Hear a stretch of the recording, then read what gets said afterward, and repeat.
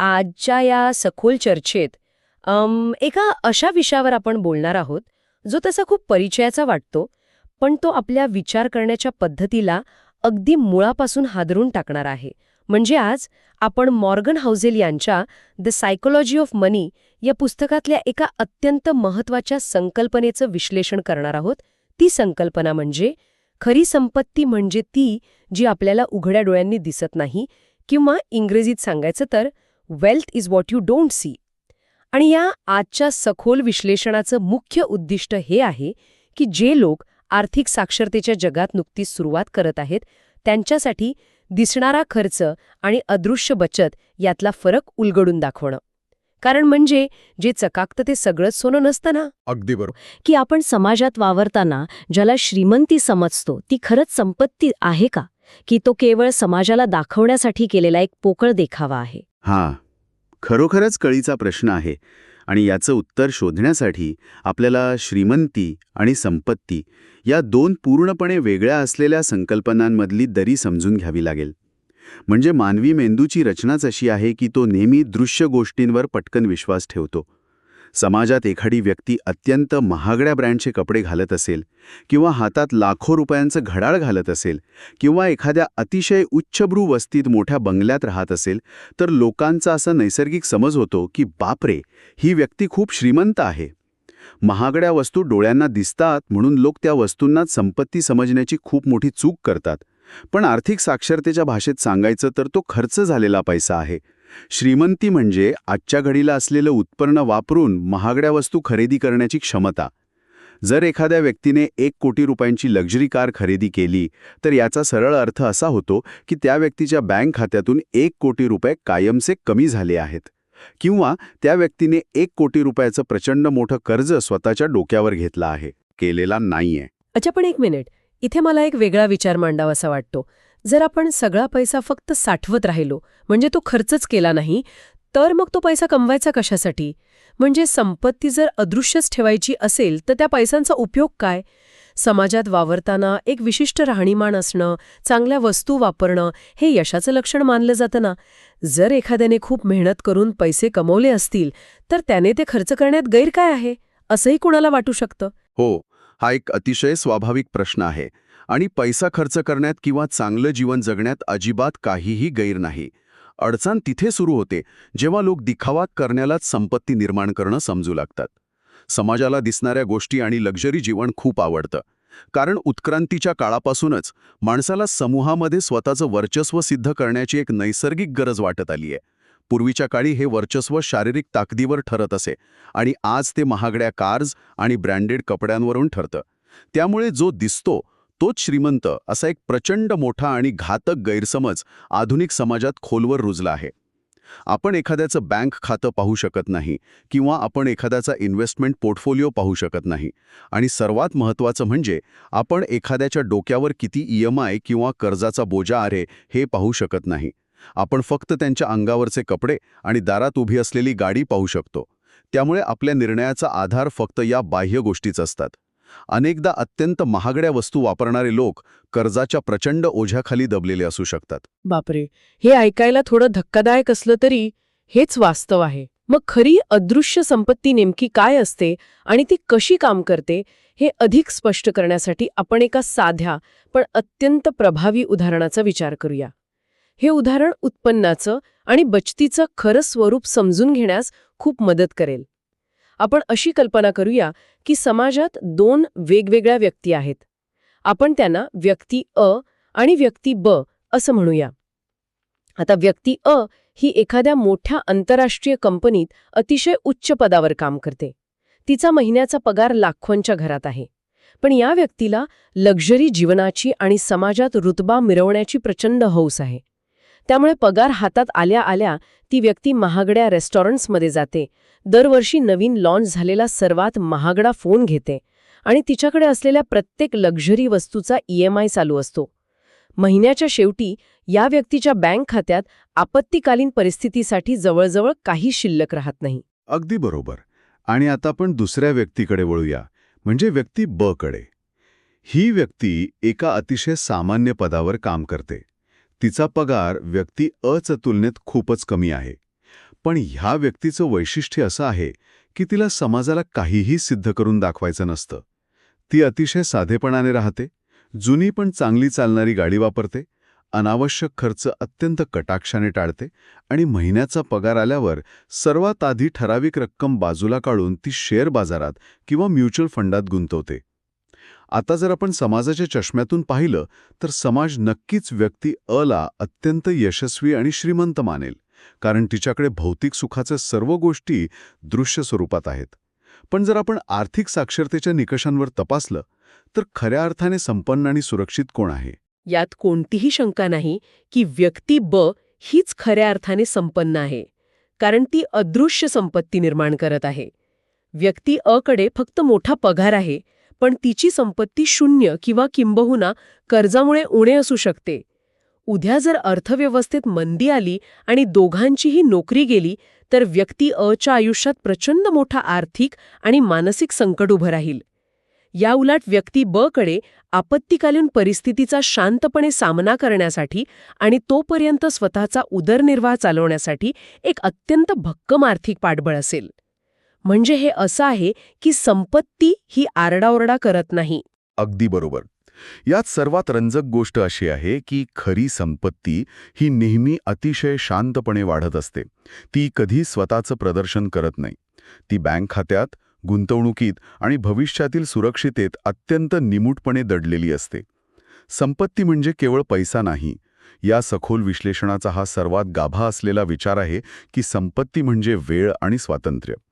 जेव्हा एखादी व्यक्ती पैसे वाचवते आणि गुंतवते तेव्हा ती व्यक्ती प्रत्यक्षात भविष्यातील स्वतःचा वेळ विकत घेत असते. न आवडणारं किंवा मानसिक त्रास देणारं काम सोडून देण्याचं स्वातंत्र्य, आजारी पडल्यावर उपचारांच्या खर्चाची कोणतीही चिंता न करता विश्रांती घेण्याचं स्वातंत्र्य, आणि सर्वात महत्त्वाचं म्हणजे रात्री कोणतीही आर्थिक विवंचना नसताना लागणारी शांत झोप, हीच खऱ्या अर्थाने अदृश्य संपत्ती आहे. म्हणजे याचा अर्थ असा होतो की आपण किती पैसे कमवतो यापेक्षा आपण किती पैसे वाचवतो आणि गुंतवतो हेच अंतिम सत्यात जास्त महत्वाचं ठरतं. आधुनिक समाजात आपण असे हजारो लोक पावतो जे महिन्याला लाखो रुपये कमवतात, पण तरी पैशांसाठी सतत संघर्ष करत असतात. याच संकल्पनेला आर्थिक परिभाषेत लाईफस्टाईल इन्फ्लेशन म्हणजेच राहणीमानाचा खर्च वाढणं असं म्हणतात. हे कसं घडतं? तर माणसाचं उत्पन्न वाढलं की लगेच त्याच्या गरजा आणि शोखही वाढू लागतात. पूर्वी जे हॉटेल महाग वाटत असतं, पगार वाढल्यावर ते सर्वसामान्य वाटू लागतं. त्यामुळे उत्पन्न वाढूनही शिल्लक राहणारी रक्कम शून्यच असते.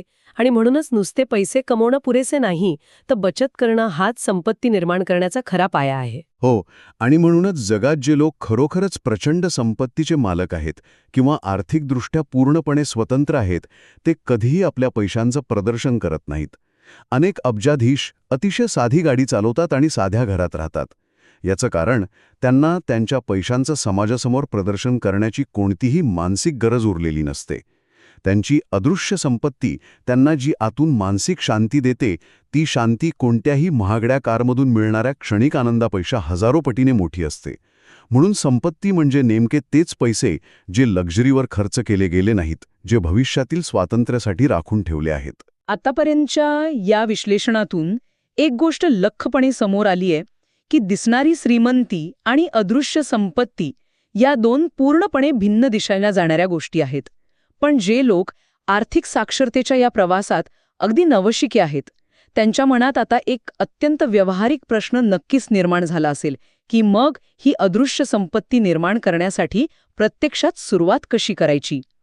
मूळ स्रोतावर आणि आजच्या चर्चेवर आधारित आपण 3 साधी, कृतिशील आणि अत्यंत परिणामकारक पावलं समजून घेऊया, जी कोणीही आपल्या दैनंदिन आर्थिक जीवनात आजपासूनच लागू करू शकेल. नक्कीच. ही पावलं वरवर पाहता अत्यंत साधी वाटतात, पण त्यांचा दीर्घकालीन प्रभाव हा एखाद्या जादूसारखा असतो. यातील पहिलं आणि सर्वात मूलभूत पाऊल म्हणजे फरक ओळखायला शिकणं आणि स्वतःचा दृष्टिकोन बदलणं. श्रीमंतीचं प्रदर्शन आणि खरी संपत्ती यातील दरी जोपर्यंत मनापासून समजत नाही, तोपर्यंत आर्थिक प्रगती शक्य नाही.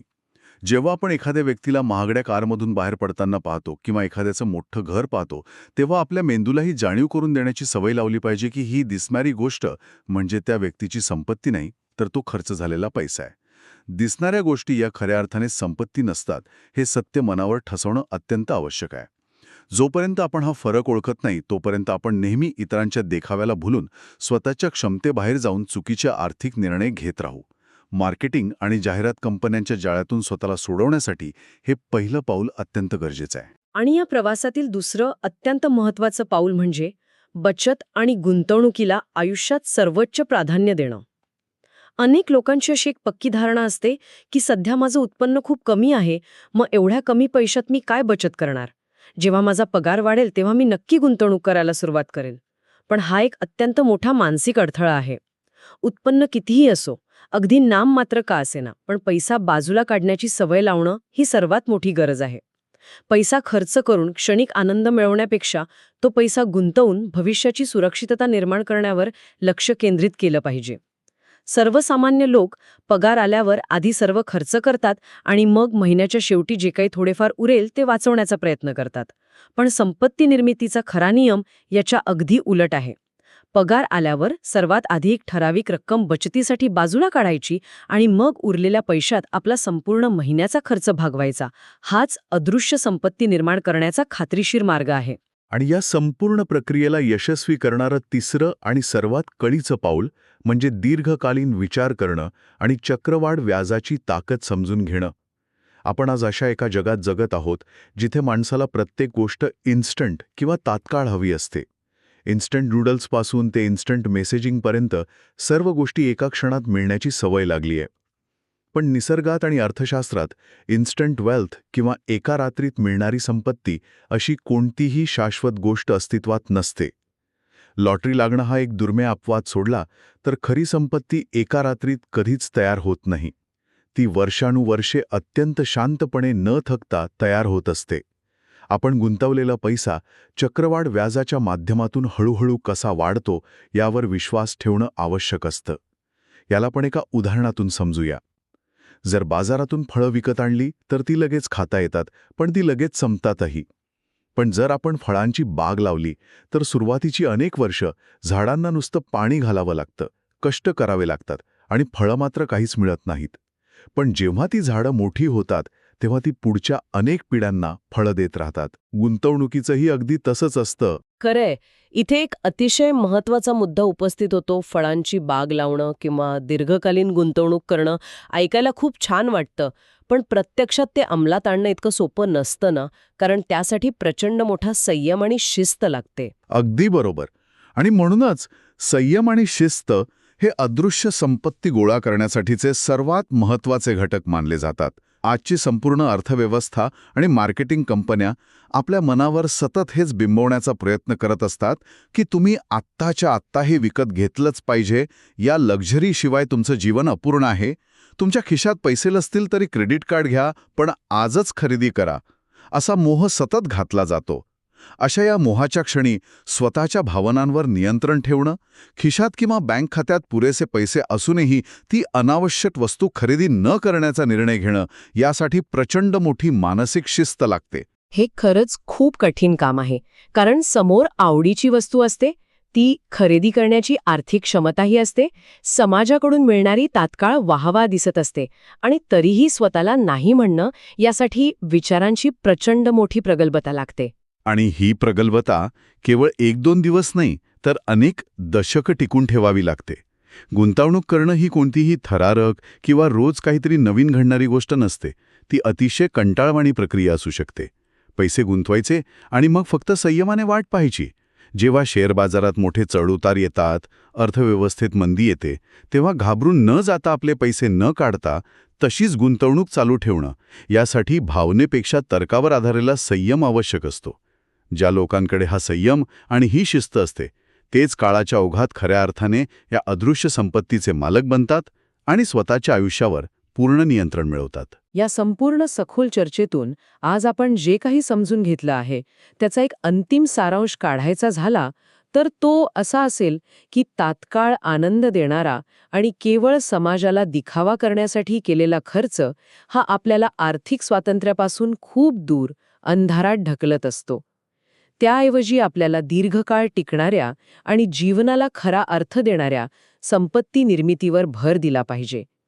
डोळ्यांना तात्काळ सुख देणाऱ्या आणि लोकांच्या नजरा खेचणाऱ्या लक्झरीपेक्षा भविष्यात आर्थिक स्थिरता आणि रात्रीची शांत झोप देणाऱ्या अदृश्य बचतीवर लक्ष केंद्रित करणं ही काळाची गरज आहे. हो, आणि या माहितीचा आणि आजच्या या विश्लेषणाचा मानवी जीवनावर होणारा सर्वात मोठा सकारात्मक परिणाम कोणता असेल तर तो म्हणजे दृष्टिकोनात होणारा आमूलाग्र बदल. ही माहिती एक वेगळीच प्रेरणा देते. जेव्हा आता रस्त्यावर एखादी महागडी गाडी दिसेल किंवा कोणाचं तरी आलिशान घर दिसेल, तेव्हा मनात मत्सर किंवा हेवा निर्माण होणार नाही. कारण आता हे सत्य माहीत असेल की ती दिसणारी गोष्ट म्हणजे खरी संपत्ती नाही. या ज्ञानामुळे लोकांच्या दिखाव्यावर लक्ष देण्याऐवजी स्वतःच्या बँक खात्यात आणि गुंतवणुकीत शांतपणे वाढणाऱ्या अदृश्य संपत्तीवर लक्ष केंद्रित करण्याची ताकद मिळेल. भविष्यातील सुरक्षितता आणि आर्थिक स्वातंत्र्य मिळवण्याच्या या प्रदीर्घ प्रवासात हे ज्ञान नक्कीच एका दीपस्तंभासारखं मार्गदर्शन करेल. नक्कीच. आणि आपला हा ज्ञानाचा प्रवास इथेच थांबणार नाहीये. आज आपण अदृश्य संपत्ती म्हणजे नेमकं काय आणि ती कशी काम करते हे सविस्तर समजून घेतलं. पण ही संपत्ती प्रत्यक्षात निर्माण करण्यासाठी लागणारी सर्वात महत्वाची कृती म्हणजेच बचत, यावर आपण पुढच्या भागात अत्यंत रंजक चर्चा करणार आहोत. माणसाने बचत का करावी या अत्यंत साध्या वाटणाऱ्या पण अत्यंत गुंतागुंतीच्या संकल्पनेच्या मुळाशी आपण जाणार आहोत. लोक बचत का करू शकत नाहीत, खर्च करण्यामागे आणि बचत करण्यामागे नेमकं कोणतं मानसशास्त्र दडलं असतं, या सर्व प्रश्नांची उत्तरं आपण पुढच्या वेळेस नक्कीच उलगडून बघू.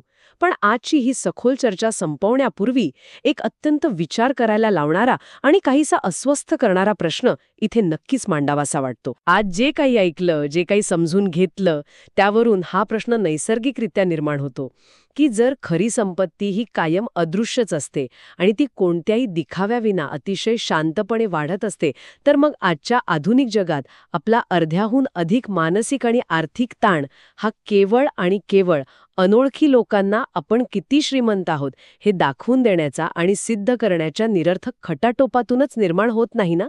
आपण आपला अत्यंत कष्टप्रद आणि बहुमूल्य पैसा अशा लोकांना प्रभावित करण्यासाठी तर खर्च करत नाही ना, ज्यांना आपल्या अस्तित्वाशी किंवा आपल्या भविष्याशी काहीही देणं घेणं नाहीये. या प्रश्नावर अत्यंत शांतपणे नक्की विचार करा.